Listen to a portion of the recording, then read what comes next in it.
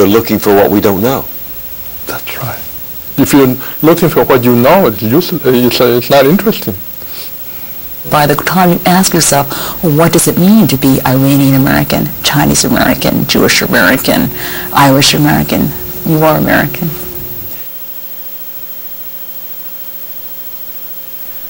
When her first novel, Typical American, appeared in 1991, critics recognized in Gis Jin a fresh and exuberant voice. She is today one of our most celebrated writers.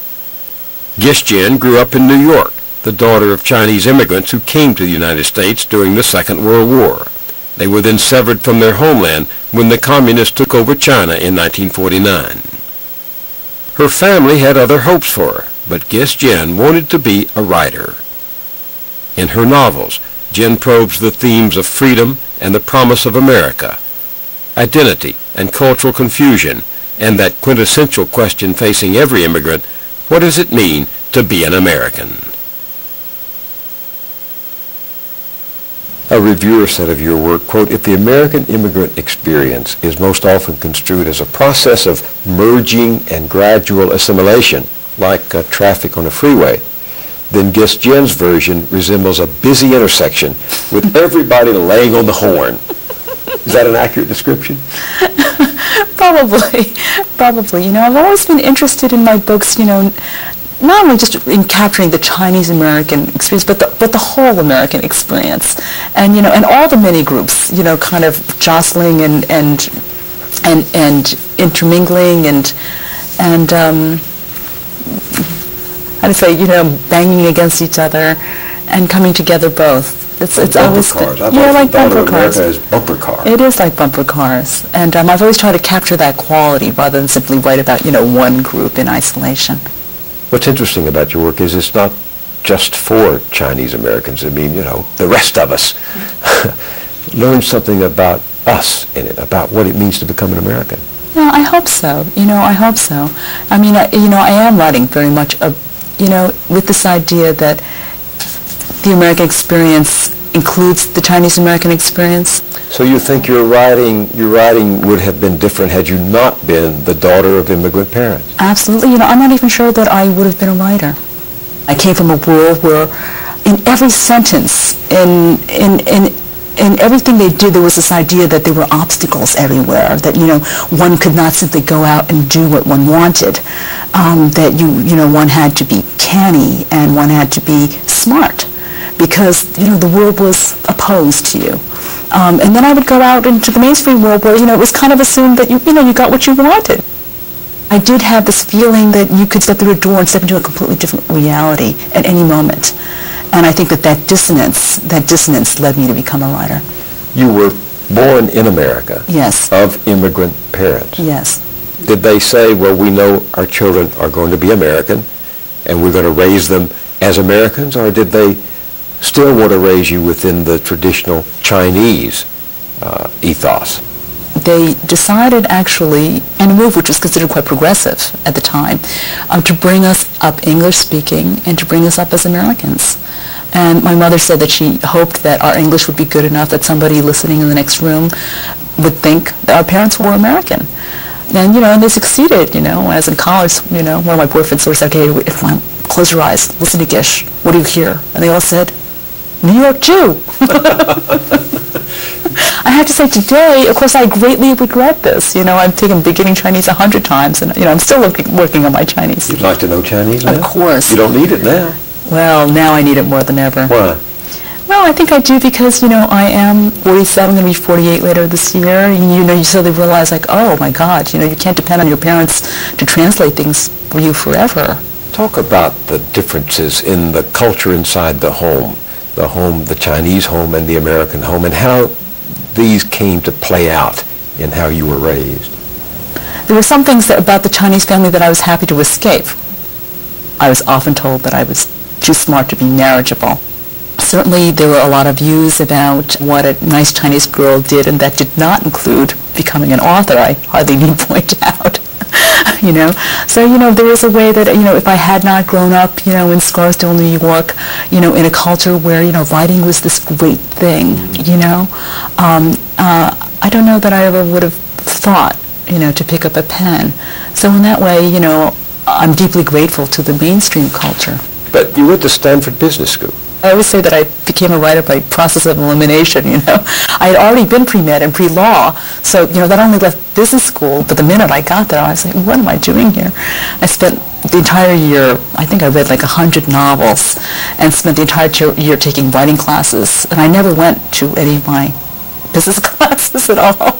Call home and say, I'm going to decide who I am. I'm going to write a novel, Oh, yes. Oh, yes.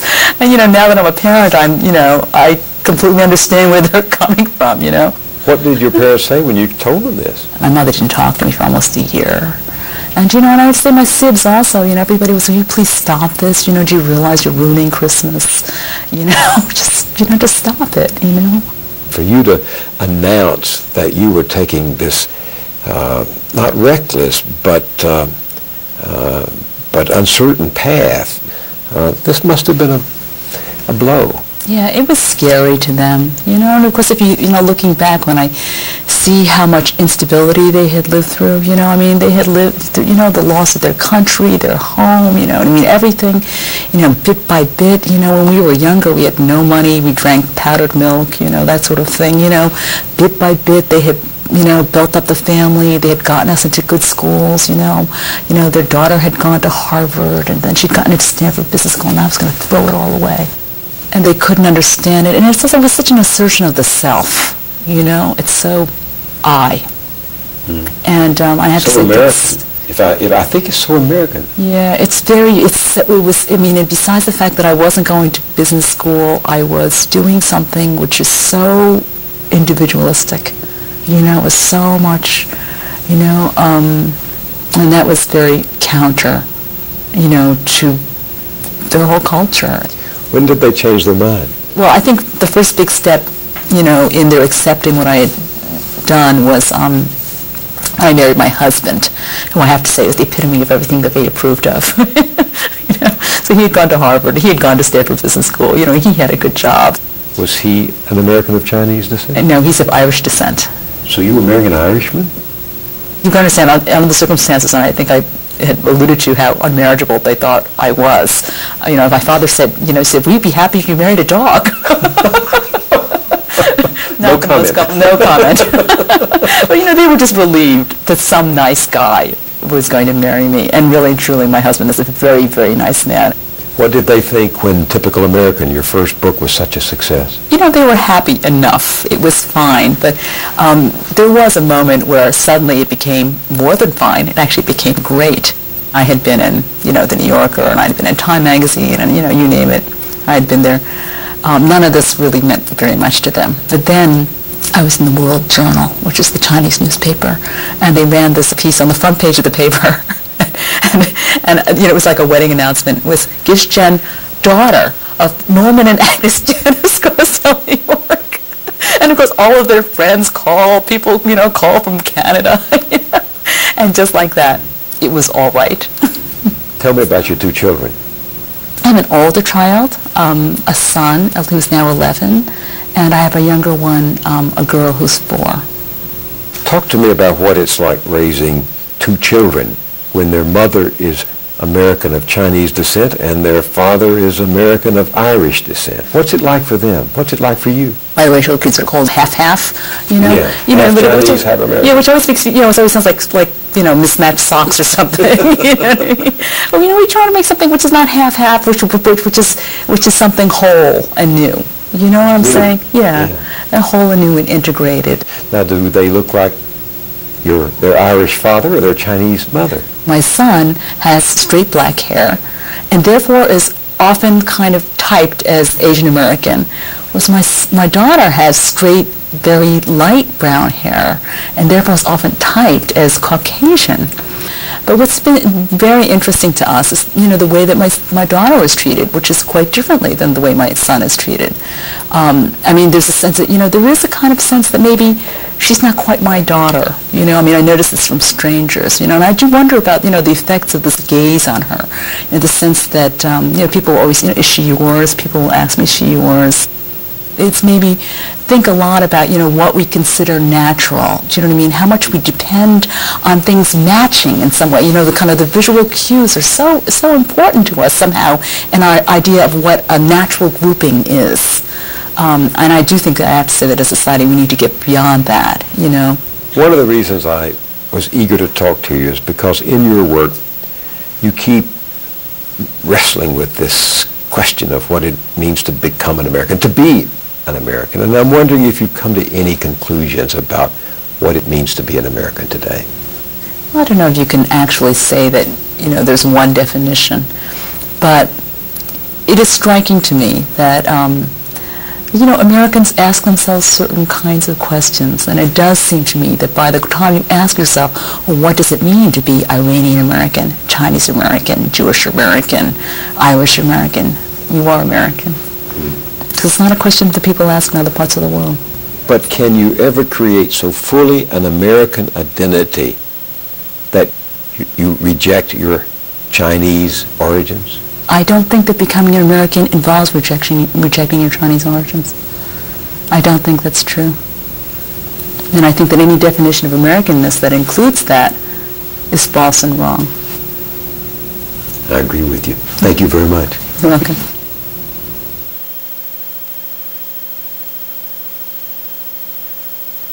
If Samuel Ting is right, somewhere out there is the missing half of the universe, and he's going to find it. His reputation as a Nobel laureate in physics is at risk, and a whole lot more. From his base at the European Organization for Nuclear Research in Geneva, Switzerland, Samuel Ting has persuaded 16 countries and 300 physicists to build a 7-ton detector magnet.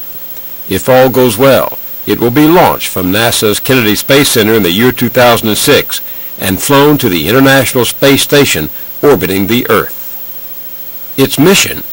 To search for something no one knows for sure even exists, what scientists call antimatter. I only passed science in college because I persuaded my lab instructor, who was older, to date me. Mm-hmm. And she had a benevolent attitude toward me, and she tolerated my ignorance. So to a layman, mm-hmm. What is antimatter? What is it you're looking for? Antimatter is the same as matter, except everything just opposite. If a matter have positive charge, antimatter have negative charge. So all the properties are just the opposite. The question is, if the universe comes from a Big Bang, there must be equal amount of matter and antimatter at the beginning. That's the simplest assumption. And so where is the universe made out of antimatter? And you're looking for what we don't know. That's right. If you're looking for what you know, it's not interesting. But you believe you know something. I mean, you believe that there is something there, or is it just a question? You ask the question. Yeah. You cannot. It's very dangerous for experimentalists to have a preconceived idea. My view has no meaning. You could believe it, or you could not believe it. We do not know. You have to do experiment. If you don't do experiment, you will never know. I think the most important thing for a scientist is to find the right question to ask. So how do you propose to find it? Since antimatter and matter annihilate each other, when they meet, they always annihilate each other. So you cannot measure them on the ground. And so you have to go to space. I mean, there's no book you can read, is there, to help you with No, this? but you can think. I talk to people. I have many collaborators. Listen to everybody's opinion. And then make a decision what to do. And you also cannot make a decision based on vote, because in physics, the majority's opinion is really not always important. Because the advancement of physics is always when you destroy majority's opinion, you make advancement. What you're doing Mm-hmm. involves thousands of people, Mm-hmm. hundreds of scientists, Mm-hmm. technicians, Mm-hmm. Lots of money, Mm-hmm. many nations. Mm-hmm. How do you persuade that many people to trust you? The only thing you can say is people look at your track record, what you have done before. Have you ever made a mistake? Not yet. But this does not mean may not happen in future. If you find out what you want to know, what difference will it make? Many people ask me that. Let me give you a small example. About 100 years ago, at that time, the frontier of research is the discovery of X-ray. Of? X-ray. And the discovery of electron. At that time was a pure curiosity. And then in the 30s, it began to use in industry, in medicine. In the 40s and 50s, the most advanced branch of science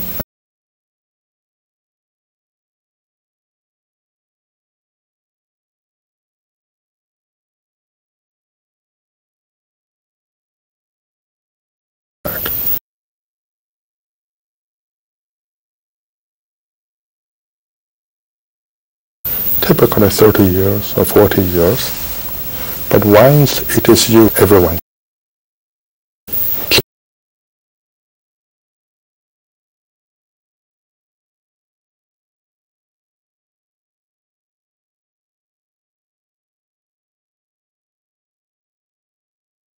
This will be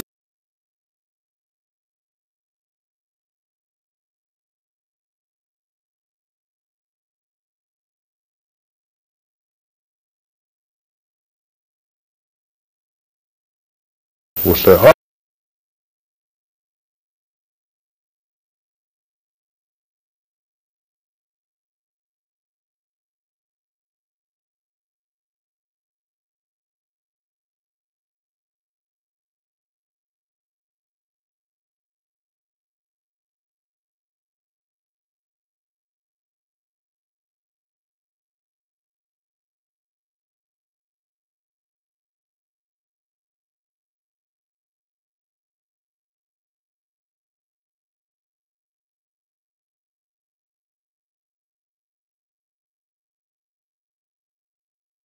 about 10.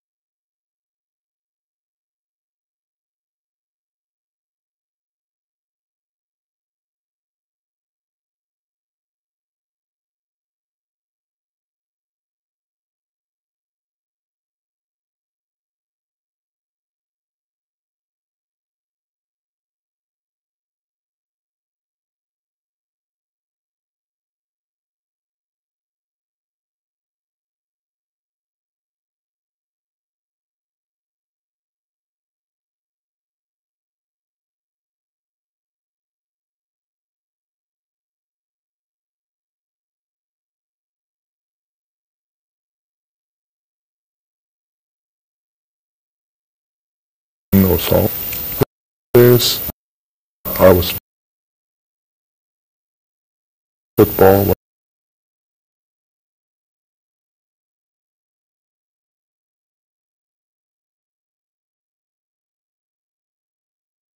With UCLA. And after a few minutes, I understood. Develop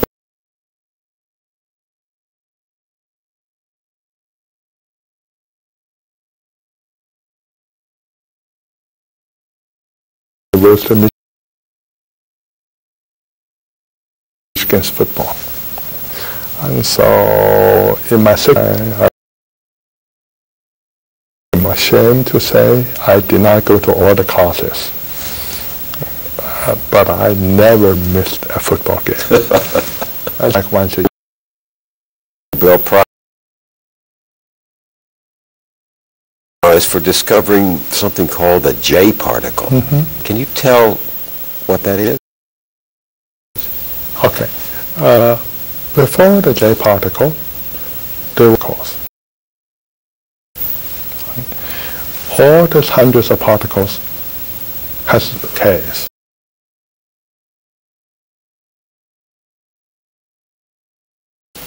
It's just like people on Earth in Tibet.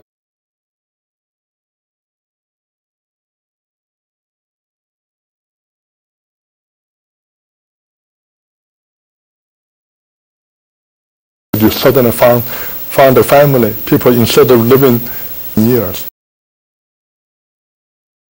And then there must be something interesting. The J particle that we had identified all the particles. That's exactly it. Why did you give your acceptance speech in Chinese? Acceptance is not very.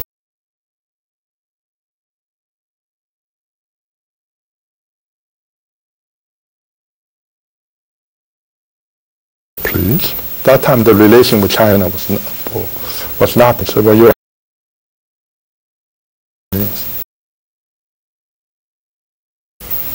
I said, no, I can speak whatever language I want. The close society. I had very much wanted to invite my aunt, who lived in the Chinese government. I said no. And so I fear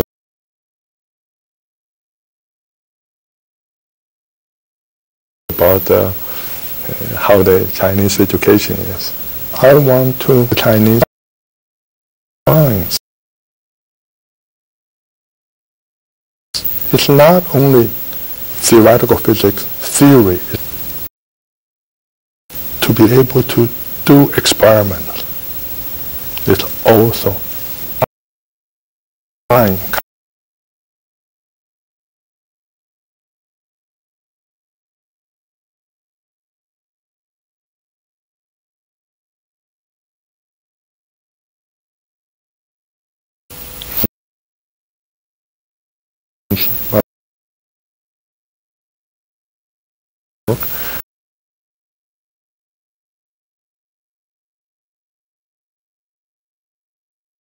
But able to use your hand together with your mind to measure experimental phenomena is equally important. The advancement into apply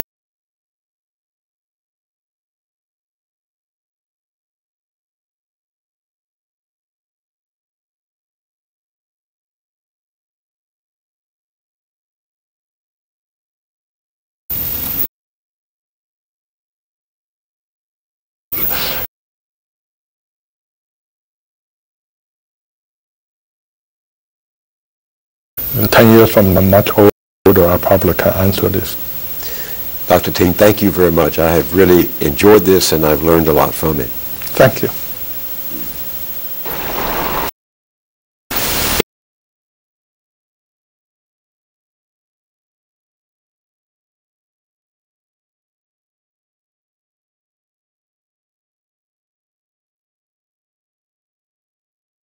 Of so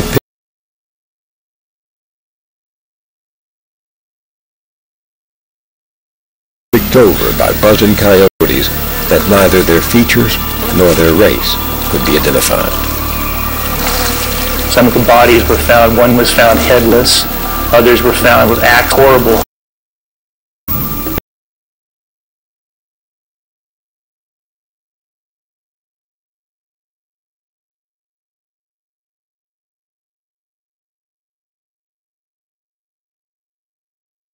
And school the camp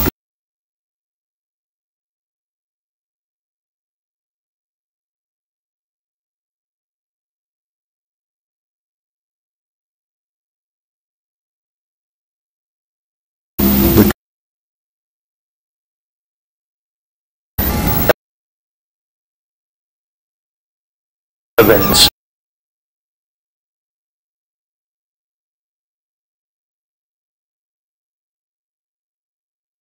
Who have told the others in the gang, let's do our country a favor and get rid of these Chinamen, and let's do our favor for ourselves and get their gold.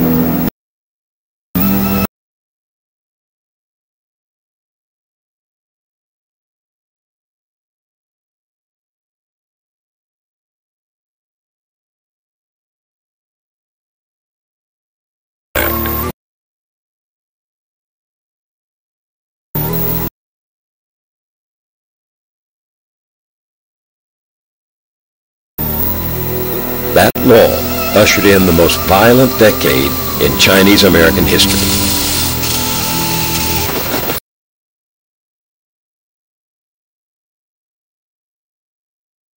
They could just give it.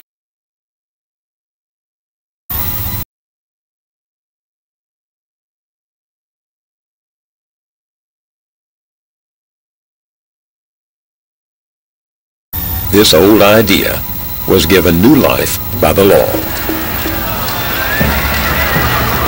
In Tacoma, Washington, 600 Chinese were expelled, and their health springs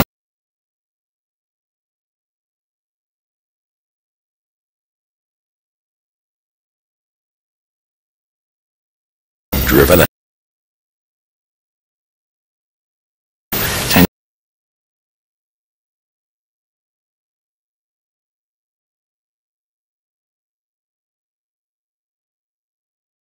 Will run out.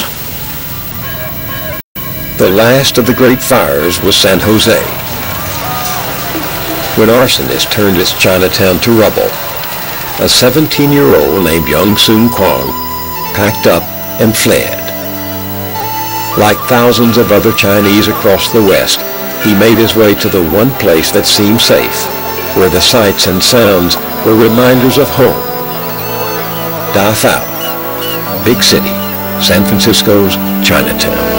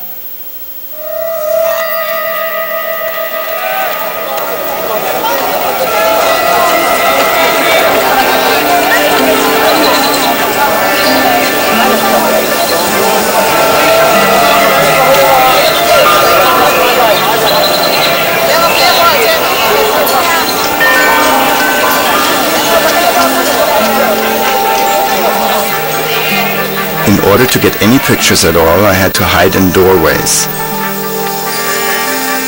I waited for the sun to filter through the shadows, or for some picturesque group or character to appear.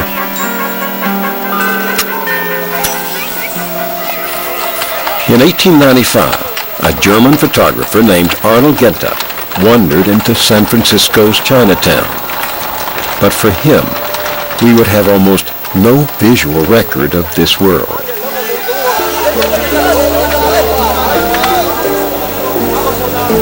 Tangyanggai, the Chinese street, headquarters of Chinese America. The sidewalks were crowded with peddlers, cobblers, and fortune tellers, servicing the migrant laborers who converged here when their work was done. Fish cutters from the Alaska canneries, fruit pickers from the San Joaquin Valley thronged the herbal stores and rice shops, temples, and gambling halls. Turn of the century San Francisco Chinatown for Chinese was the center of their world in America. You will hear the shouts of vendors selling their wares. there are also people speaking all different kinds of dialects. Toisang, Hakka, Canton City dialect. 6 blocks long and 2 wide, Chinatown was a country within a country, filled with temptation for an ambitious young man hungry for life. Young had worked as a houseboy, got a taste there of American ways, and now the ways of Da Fao. My grandfather loved living in San Francisco, Chinatown, because he liked going out with his friends. There were restaurants, and his favorite activity was going to the opera. And there were 3 opera houses to choose from. But it was an insular world this young man was in, cut off by the exclusion law from American civic life. The law had barred Chinese laborers, the first time the U.S. excluded immigrants based on nationality or race. Those already here could stay, but could not become citizens. Essentially, Chinese will declare permanent aliens. It meant that they could never participate in elections, that politicians would never have to pay any attention to them. And I think also it had a kind of symbolic significance in that it sort of read them permanently out of the American political community. The story of the exclusion years is of a people in between countries, often unsure to which they belonged. It's about families kept apart, lives shaped and misshaped by Chinese custom as well as U.S. law. To become American, the Chinese would have to wage a long campaign, not just in public, but inside their homes.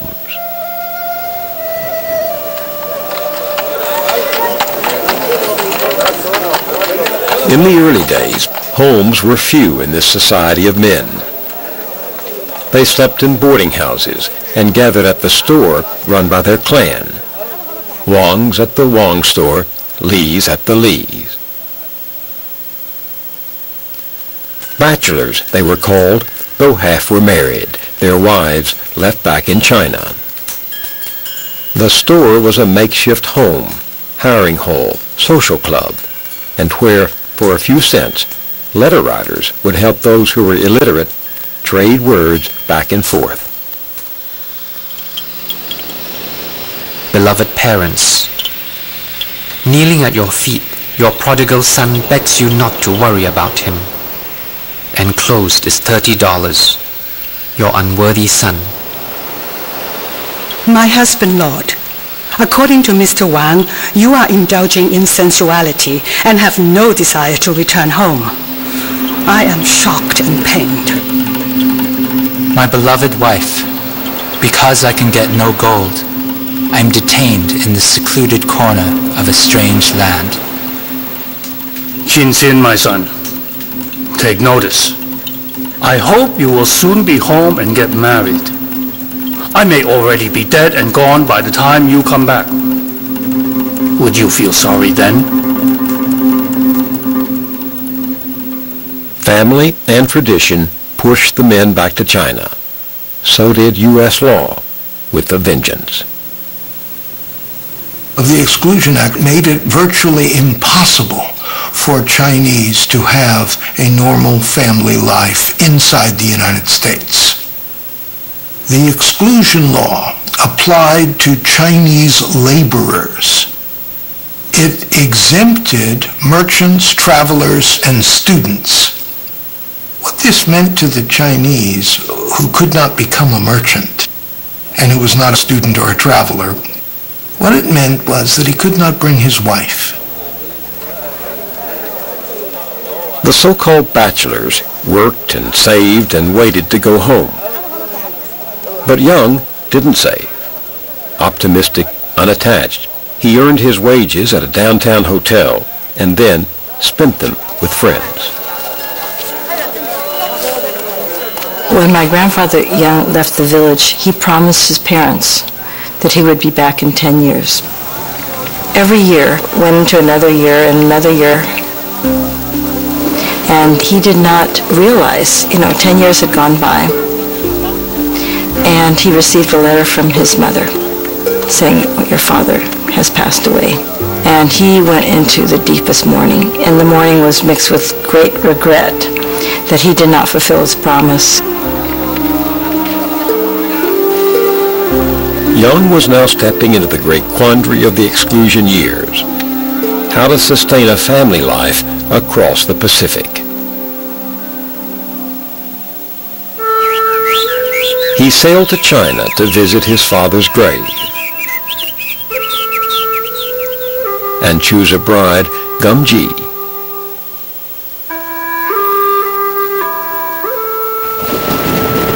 But scratching out a living in the village was not the future he wanted.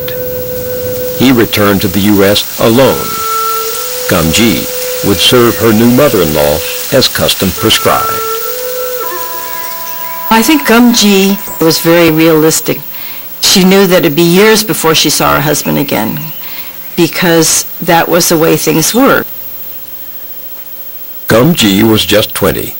She knew the law. Her husband, a laborer, had to become a merchant to send for her.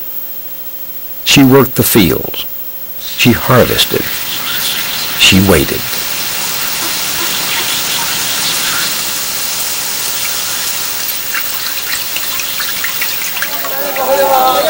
He worked at a store, saving carefully until he could buy it. No more luxuries for him now, and no trips home. Years passed. Her mother-in-law, as the years went by, was very, very discouraging and said, you shouldn't go to America. You're just so old and you're getting unattractive. You're not going to have any children. Why ruin my son's future?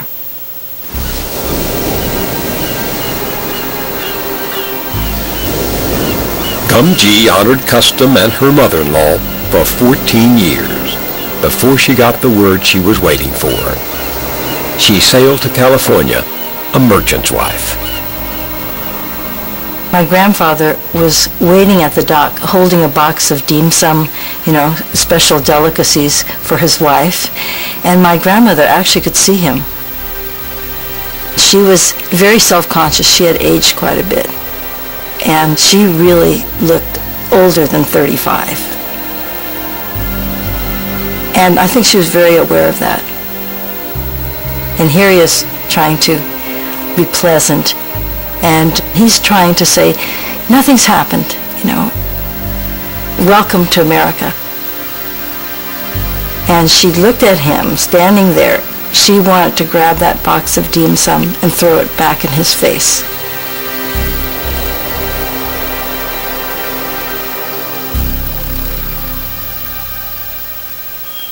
The young settled themselves by doing what they knew best. They worked. And at 36, Gum-ji bore their first son. But as with so many others who also waited, she never forgot. I don't think she ever forgave her husband for her lost youth. There was no one to take it out on but her husband. I would hear her talk and kind of harangue him every day and just scold him. And the tone of voice, she was really begrudging him that time that he spent in America, not working hard enough or not saving fast enough. The pain that came with the exclusion laws was what stayed with them the rest of their lives.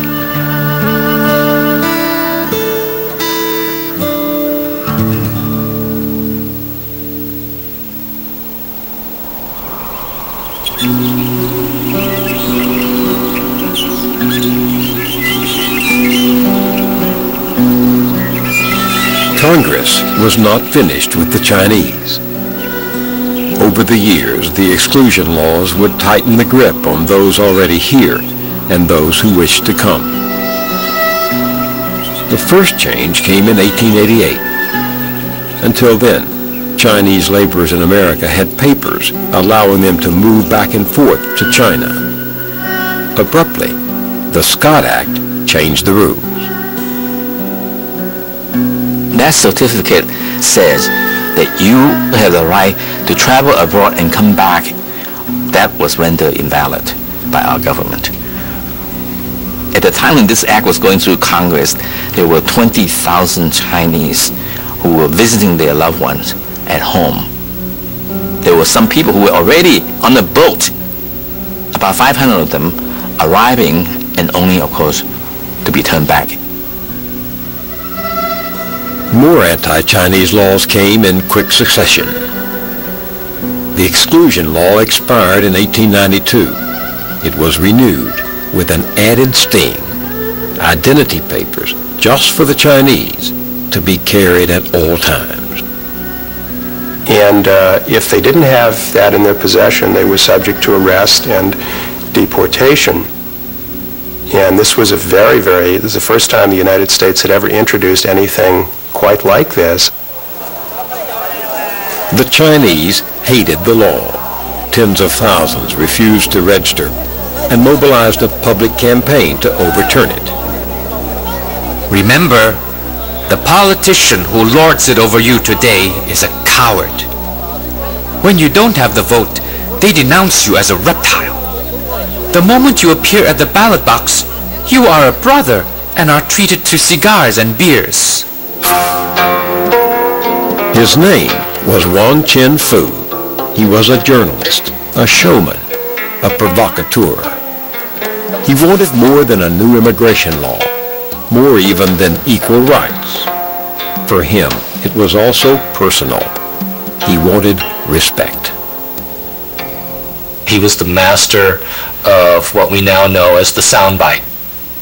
Chinese don't eat rats. I will pay someone $500 if they can prove that Chinese eat rats. Where he came from or why is a mystery. But by 1880, he was lecturing any U.S. audience he could find. Confucius, he said, lived 500 years before Jesus, who was a Johnny-come-lately. Assimilation? You try it, he said. Anybody here want to become Chinese? He meant to shock, as when he gave his newspaper its name. He actually put the word Chinese American onto his newspaper, like a banner, and it's like claiming, America for himself, and in the process, I think claiming America for the rest of the Chinese American community. More visionary than businessman, he printed 8,000 copies of his paper for a New York Chinese population of under 1,000. In less than a year, his venture was dead. But he wouldn't quit. In 1883, that great baiter of the Chinese, their archenemy Dennis Kearney, was touring the East. Wang Chin-fu put himself out there to be the target. And so he challenged Dennis Kearney to a duel. Let's fight it out in the street, you and me, mano a mano. Of course, newspapers couldn't resist. What weapons, reporters wanted to know. Kearney's choice, Wang shot back. I give him the choice of chopsticks, Irish potatoes, or guns. I'm not to be deterred from this work by the vaporings of Chin Fu, Ah Kun, Hung Fat, Phi Fong, or any other of Asia's almond-eyed lepers. Wang showed up at a rally. A crowd of white men drinking and cheering, plus Wang Chin-fu heckling from a front row. And Dennis Kearney dismissed him. But he made his point. You saw his statement to Dennis Kearney in all the newspapers of the day. Then Wang showed up in Chicago, agitating for the right to vote. We want Illinois, the place that Lincoln called home, to do for the Chinese what the North did for the Negroes. But how do you change laws when you don't have votes, or money, or allies among whites? That was a problem no showmanship or eloquence could solve. In the 1890s, Wong Chin-fu vanished as suddenly as he'd appeared, leaving no record even of where or when he died. But by then, the Chinese were deep into another fight.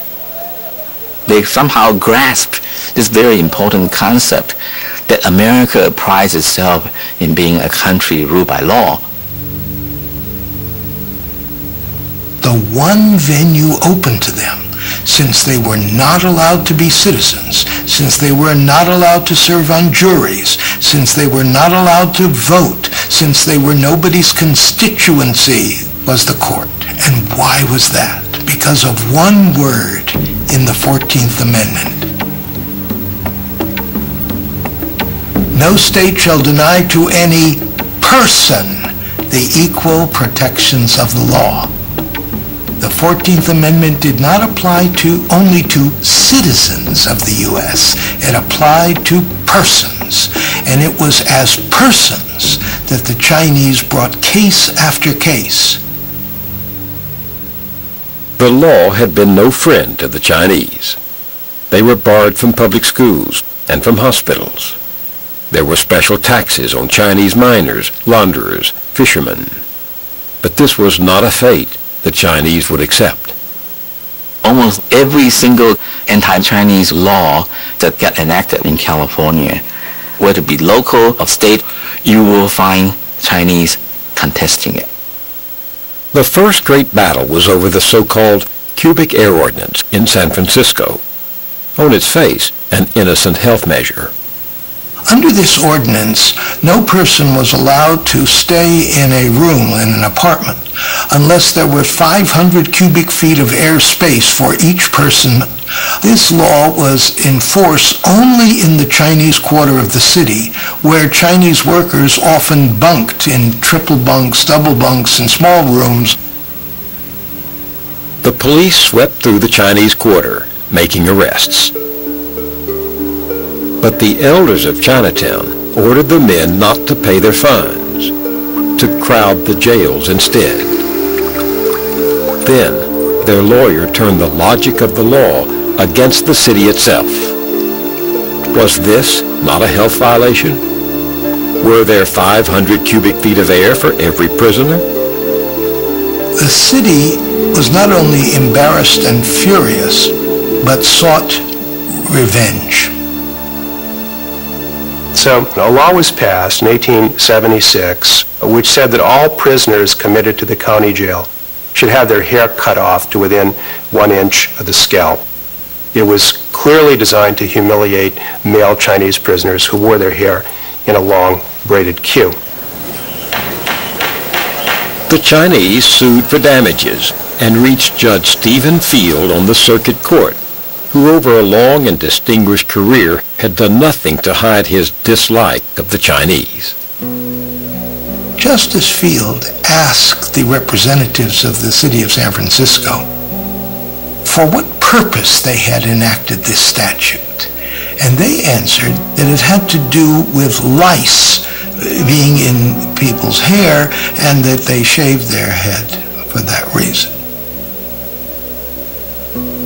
But Justice Field noted that the law only shaved the heads of male prisoners. So he wanted to know if it was believed by San Francisco that women prisoners never had lice, that there was something genetic. Was there something genetic about women that they could not have dirty hair? And the city could not answer that. Then Justice Field went on. In a famous statement, he said, "When we are appointed to the bench, we are not struck blind." He then pulled out the record of the enactment of the law in the city council and showed that the purpose of the law was to harass the Chinese for sitting in the jails. In other words, he said, what you are doing is punishing people for availing themselves of their own rights. He said, look, that he has no friendship toward the Chinese, that he wishes there could be a way to keep them out of the country. But, he points out, when it comes to violating the Constitution comes first. He will not permit that. That case set the precedent. And in 1886, a San Francisco laundryman, harassed by the city, took his complaint all the way to the Supreme Court and won. Now, the protection of all persons was the supreme law of the land. And the Chinese weren't done. The opening words of the 14th Amendment say that all persons born in the United States are citizens of the United States. But what about Chinese born in the United States? Wang Kim-ark was a 22-year-old cook born in San Francisco. But after visiting China, he was stopped when he tried to come back to the country. If he was born here, he was a citizen. But the law said Chinese couldn't be citizens. Wang sued. Are Chinese children born in this country to share with the descendants of the patriots of the American Revolution the exalted qualification of being eligible to the presidency of the nation? It took the Supreme Court to remind the government that the words of the 14th Amendment meant just what they said. A person born in America was an American.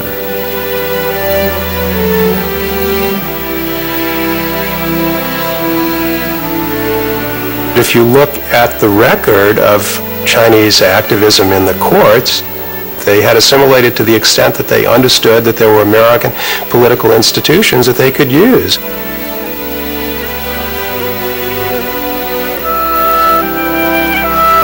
It sort of contradicts a popular stereotype. The Chinese usually just, take it lying down and very stoically accepted whatever fate that they were assigned by American society, when in fact they were very, very active in the pursuit of their rights, the pursuit of their dignity in American society against all odds.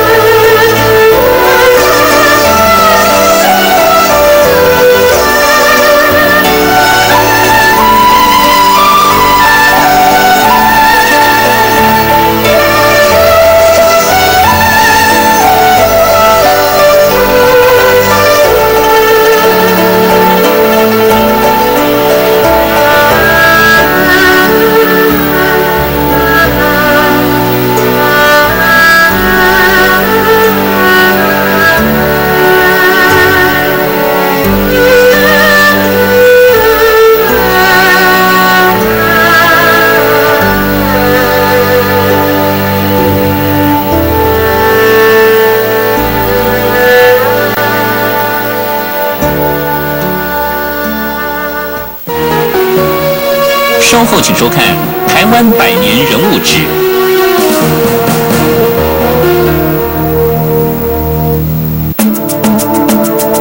Mahal mahal taga, nano na musakran nga niga, nabaw na makano babaw ayala, ikaw taan.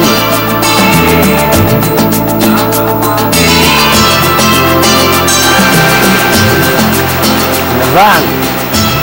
Nabang. 花沟龙龟。Yan tagan niga, ngayon nabang uji.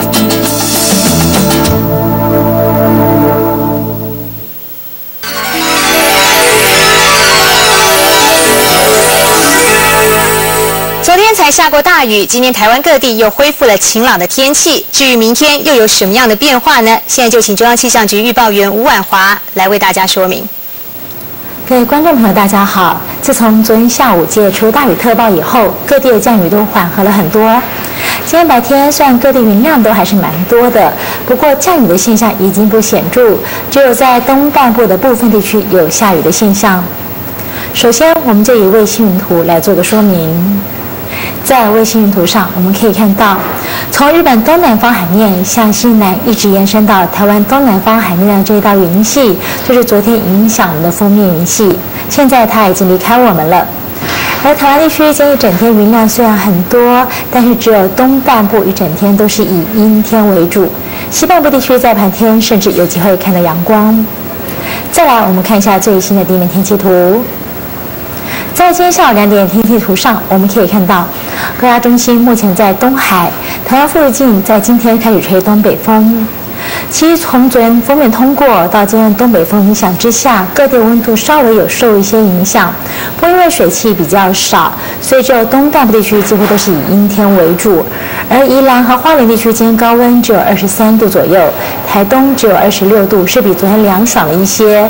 但是背风面的中南部地区今天高温还是会到达30度、31度。最后我们看一下明天的预测天气图。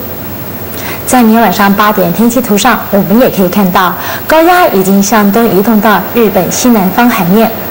台湾附近的风场从今天的东北风，明天又开始转成东南风的影响，因此预估明天各地的温度都会比今天暖和很多，而明天各地也将是多云到晴的天气，只有在山区可能会有些局部的短暂阵雨。以上资料是由中央气象局提供。好，接着我们就来看明天各地的详细气温。